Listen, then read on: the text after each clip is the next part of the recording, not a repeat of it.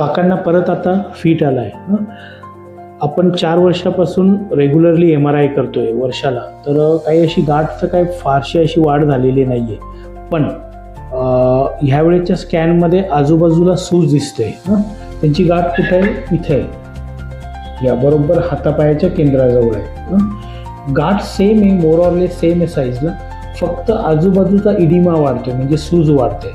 गाठ काय, आपण याच्याबद्दल बोललो होतो की मेंदूला जसे 3 आवरण असतात, कवटीच्या आतमध्ये मेंदूला 3 आवरण, बाहेरचा ड्युरा मॅटर, त्या आवरणापासून आलेली ती गाठ वाढते. शक्यतो ती कॅन्सरची नसते, पण फीटचं प्रमाण वाढलं आहे ह्या वर्षी.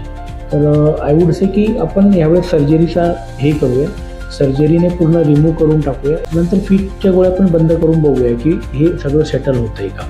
ठीक आहे. गाठ तशी सोपी आहे, असं काही खूप असं जीवाला धोक्या वगैरे होण्यासारखं नाही आहे. आणि आपण ऑलरेडी तिला 4 वर्षापासून पाठलाग करतोच आहे, ह्यावेळेस काढून घेऊया तिला. ठीक आहे. काही प्रश्न आहेत का?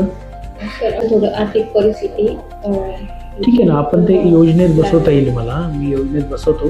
अगदी समजा आज ॲडमिट झाले की उद्या सर्जरी आपण करूया, सगळं स्टेबल असेल की 1-2 दिवसानंतर त्यांना डिस्चार्जही करता येईल.